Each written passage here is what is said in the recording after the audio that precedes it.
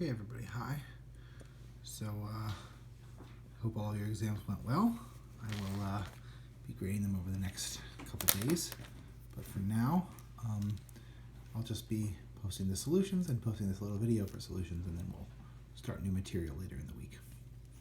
So, let's take a look at question 1. Let's jump in. So 1A says, consider the ability to... Oh, by the way, I didn't give point values to these things. So you might have been wondering how much each number is worth. That's a great question. I have no idea.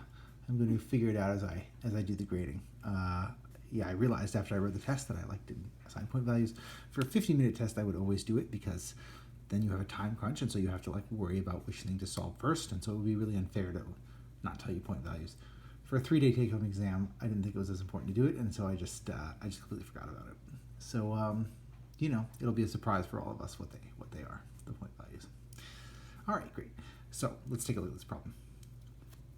So in this problem, I say consider Q mod Z, right? So that's the abelian group Q with its addition, and then Z is a subgroup of it, and then the quotient set, because everything's abelian, Z is normal in Q, right, obviously, and so the quotient set, it inherits the structure of a group, and I say show that this is a torsion abelian group which cannot be finitely generated. So this is torsion. So what does torsion mean? Torsion means that every element, if you add it to itself enough times, will become 0.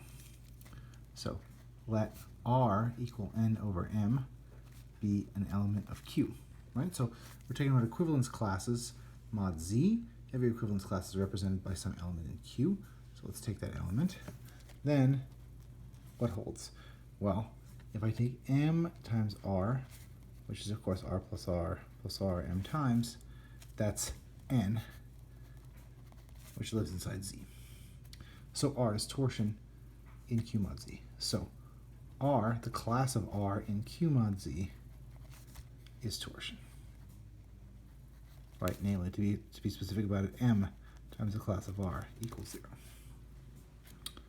Okay, easy peasy there. And then I say, show that this torsion abelian group is not finitely generated. Okay, so this is an argument that we're going to do kind of twice in this problem, so I'll just kind of say it now. So if I have a finitely generated torsion abelian group, then the order of every element is bounded. So Q mod Z not FG, finitely generated. So if it were, I guess there's 2 arguments really you could use. There's a lot of arguments you could use for this. Let's say it this way. If it were, then we would have Q mod Z isomorphic to, well, we know what finitely generated torsion abelian groups look like. They look like finite products of cyclic groups. Z mod B1 cross Z mod BRZ for some finite collection of cyclic groups, so it's a finite product. Okay, but Q mod Z is infinite, right? But Q mod Z is not finite, even just as a set, right? Q mod Z is just not a finite set, right? And why is that? Because let's think about why that has to be the case.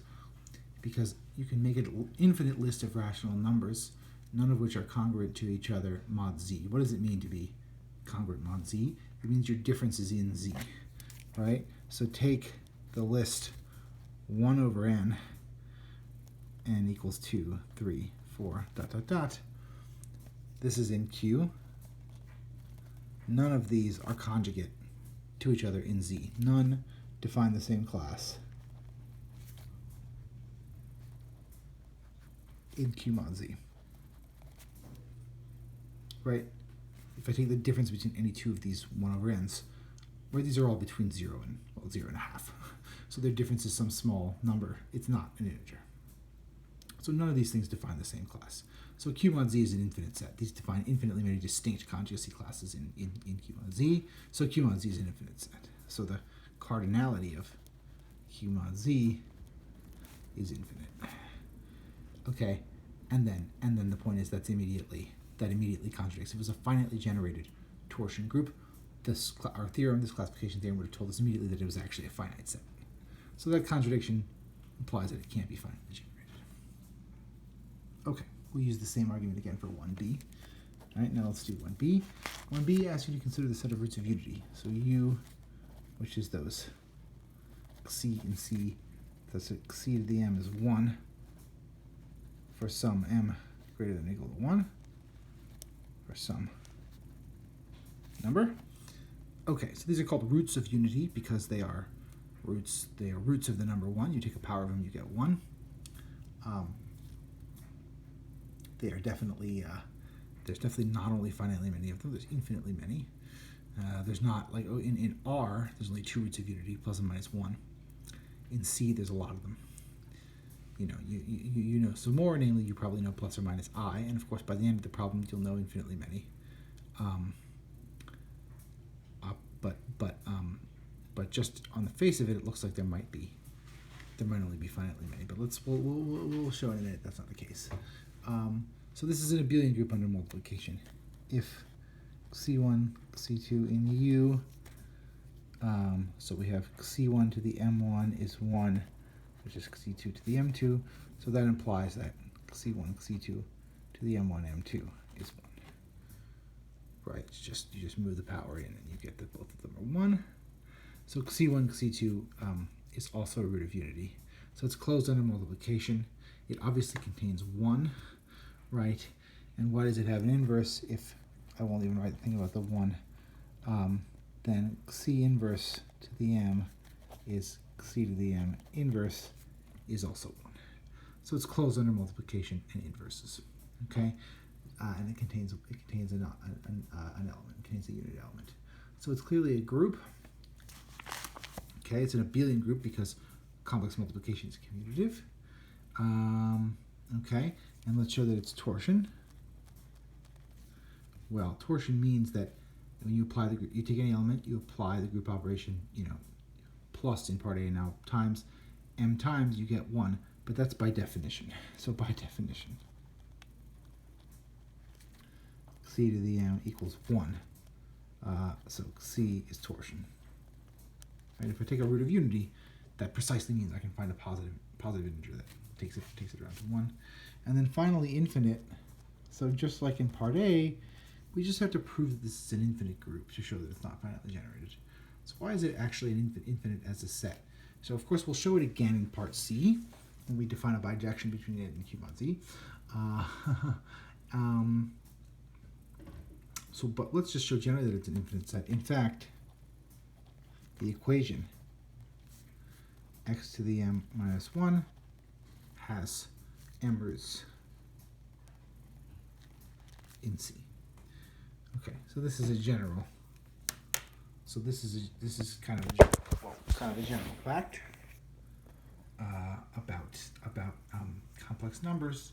So let me see if I can try to give a kind of quick proof of this. Well, of course, I could give you the proof that basically does part C stuff. Let me try to think if I remember the slick. There's a slick argument that actually doesn't involve any knowledge of exponentials, and which is generally used in algebra. Yeah. Okay. Well, let me actually just give you a simpler proof. That's a simpler fact that this has at least 2 roots. So let me show. So in fact, so what I'll show is using the fundamental theorem of algebra, FTOA. I'll show it has 2, and that'll be enough. It has greater than or equal to 2 roots, so it's actually not hard to see. It has m, but let's show it has greater than or equal to 2 roots. So x to the m minus 1 equals x minus 1 times something, and you can write what that something is pretty explicitly. It's actually 1 plus x squared plus x to the m minus 1. Right? If you do that, this multiplication, you're raising all these powers. When you multiply by x, you're taking all the powers here and raising them. When you multiply by minus 1, you're taking 1 through x to the m minus 1 and subtracting. And what you see is all the stuff in the middle goes away, and you just get the 1 and the x to the m. Okay? And so now by the fundamental theorem of algebra, this has a root in C. Okay, it actually has m minus 1 roots, but again, like I said, that's a little trickier to prove, so I I won't get into why that's true just on this exam solution, and it doesn't matter. The point is that this has a root. So what does this tell you? This tells you that for every number, you have a root of unity that has of order exactly m. Okay? In other words, x to the m is 1. So now you consider the set of prime numbers. We know that's infinitely many numbers. You know there's a root of unity of prime power order for each prime. So therefore, right, because we know that of course that 1 is a root of unity for every order, but we just showed that equation split up into factors, and so there's another root of unity. So for all, say, primes p, there is an element of u of order p. Right, so just to say the argument in words again, you take your thing x to the, in this case x to the p minus 1, you factor it, you know that 1 is a root, and then you know there's another root. That other root will satisfy x to the p minus 1, but it's not equal to 1. And so it must generate a cyclic group of order p, right? Particularly because the root is prime, the order, if it satisfies x to the p minus 1, its order has to divide p, so its order is either 1 or p. Right, so I won't write that, but that's the argument. So for all primes p, there's an element u of order p, order exactly p. And so that means there are infinitely many elements in u, right? Because there are infinitely many primes. So this implies the cardinality of u is infinity. Okay. So again, there's lots of ways to show this. And somebody asked in Piazza, how in the world do you show this? And I said, well, just show that the elements, the different sizes of the torsion are not bounded. This is one efficient way to do that.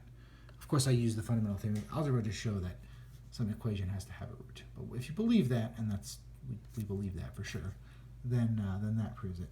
Now in part C, I'll actually give a different proof of the same fact. Namely, we'll put this set in bijection with the first set, which was obviously infinite. Okay, so let's take, now there's a map S to exp 2 pi I s.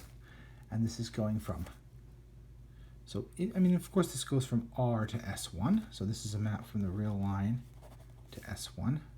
So I first claim that it takes Q, so let's call this, that's fine. Let's take exp 2 pi I s is in U if S is in Q. Okay, so that's the first claim. All right, so how do you prove something like that? So this is a map. Let me actually say, before actually proving this claim, let me do a pre-claim that this is a map of groups. So S1 plus S2 gets sent to exp 2 pi I S1 exp 2 pi I S2. Okay, so that's a basic fact about exp, which I just said in the hint. I said just use this fact. Right? If I add the inputs, that becomes multiplication in the exponential. This follows easily from either from this formulas for sine and cosine or from general facts about exponential power series. But I don't care about the proof for the concept of this course. This is a complex analysis fact, which we'll just take as read.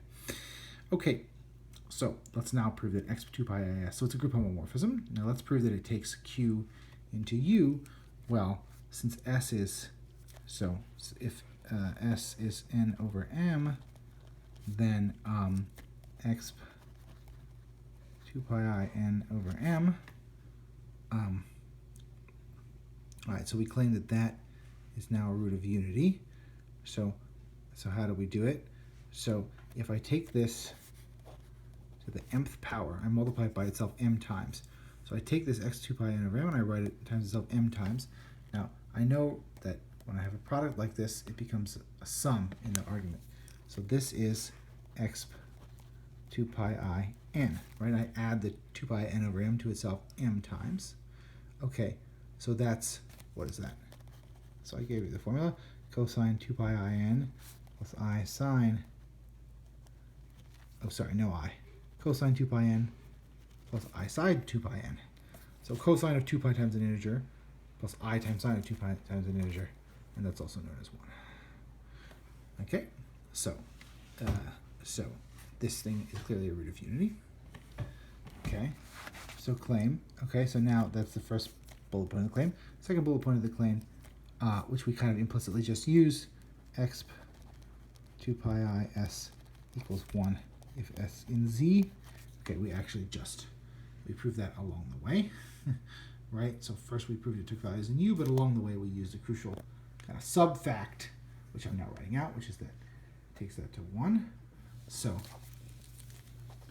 exp maps q mod z to u. All right, and so now we just need two pieces of this. If exp 2 pi I s equals 1, then s is in z. So this proves, so the root of this map is into, what do I need to show?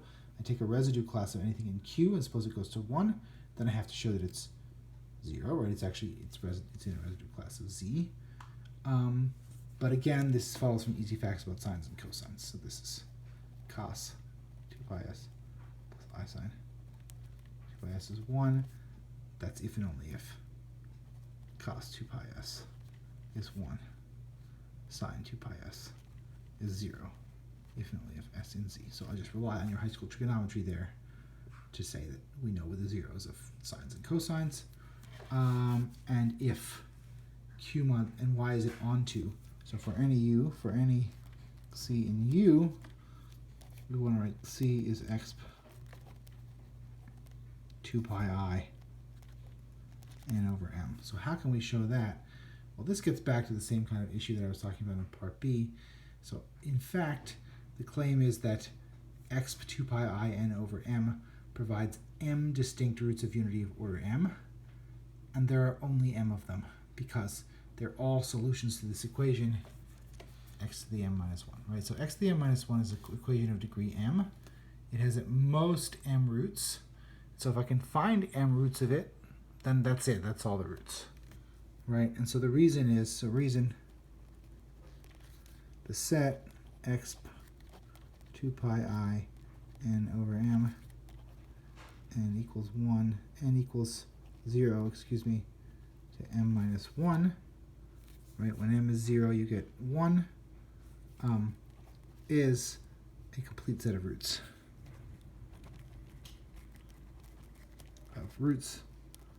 Of the equation of x to the m minus 1 of this equation.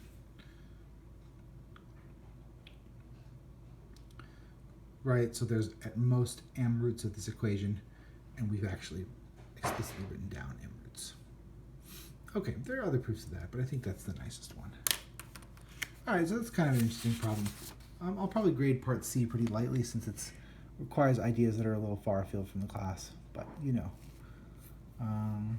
All right, let's go ahead and solve number 2.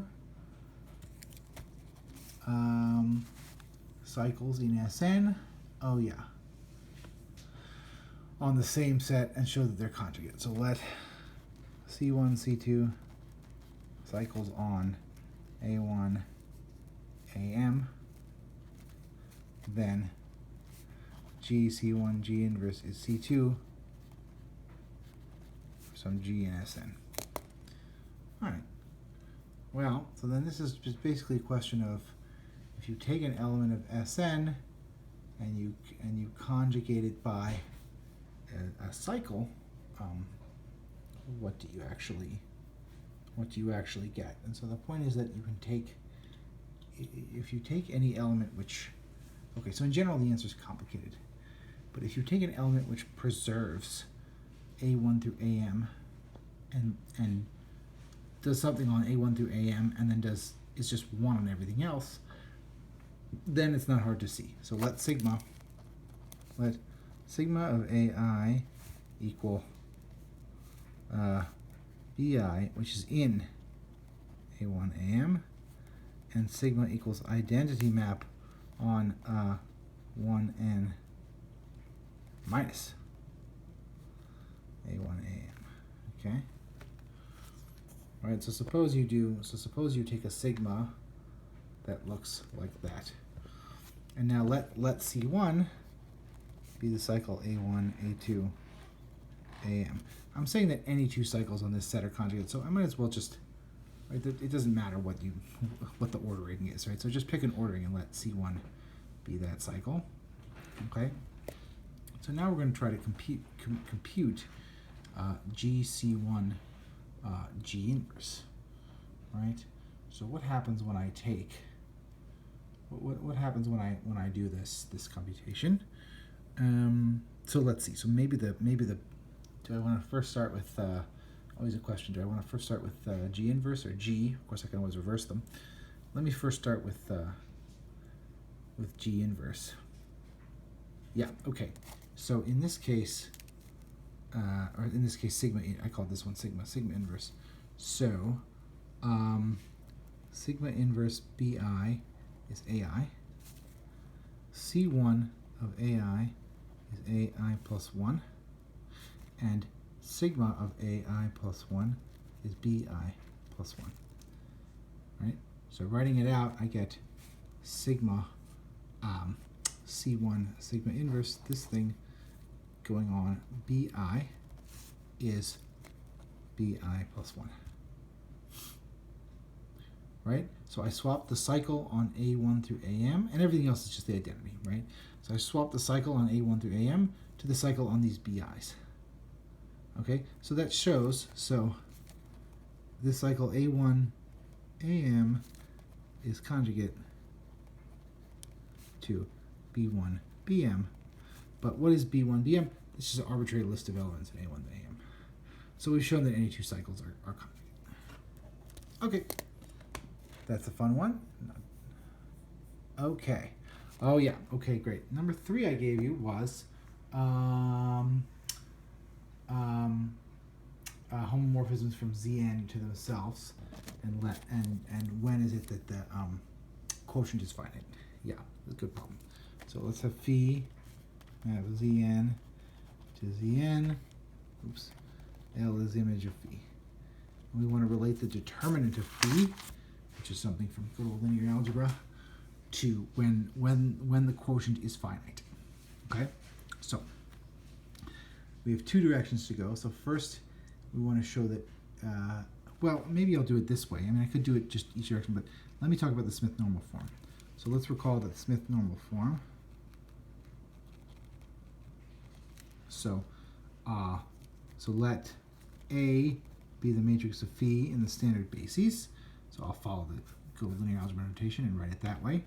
So what does the Smith normal form say? There exist invertible